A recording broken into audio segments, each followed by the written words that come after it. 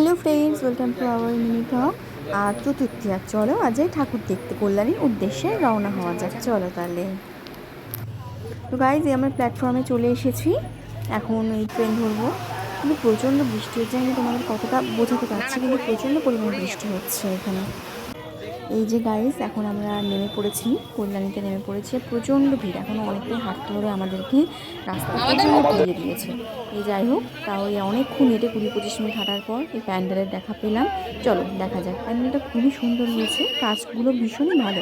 খুব সূক্ষ্ম ঝিনুকের কাজ দিয়ে প্যান্ডেলটা তৈরি করা হয়েছে। ঝিনুক আছে, একটু পাথর আছে, আর কাজ, যার হাতের কাজ প্রচণ্ড সুন্দর। প্রতি বছরই প্যান্ডেল খুবই সুন্দর হয়। আর প্রচণ্ড ভিড়, মানে পায়ে মনে হচ্ছে পা দিয়ে দিচ্ছে। আমার তো চটিটা মনে হয় ছিঁড়েই যাবে। একজন তো চটি ধরে টানাটানি করছে রীতিমতো। আর তার মধ্যে ভলেন্টিয়ার যারা আছে তারা তো বাঁশির আওয়াজ দিয়ে দিয়ে মাথা নষ্ট। কিন্তু ঠাকুরের প্রতিমাটাও গাইজ 75 কিলো সোনা দিয়ে পুরো তৈরি করা হয়েছে। ঠাকুরের সামনে দাঁড়াবো, ফটো তুলবো, সেটাও পারলাম না। তো চলে আসলাম একটা সাজার দোকানে। এখানে একটা চাবির রিং আমার খুবই পছন্দ হয়েছে, তো এটা আমি নিয়েছি। বেশ সুন্দর, কিউট। এটা আমি নিয়ে নিলাম। আরও দেখছি কি নেওয়া যায়। এই ক্লিপ একটা নিয়েছি আমি। আর দেখছিলাম, কিছু নিইনি। আর দেখছিলাম জাস্ট। বোনকে একটা ক্লিপ কিনে দিলাম। তো এত ভিড়ে মাথাটা যন্ত্রণা করছে, একটু চা খেয়ে নিলাম। মাথাটা যন্ত্রণা করছিল বলে, কী আর করবো।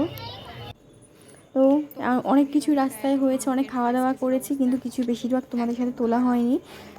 বাড়ি চলে এসেছি। আজকের মতন টাটা, বাই।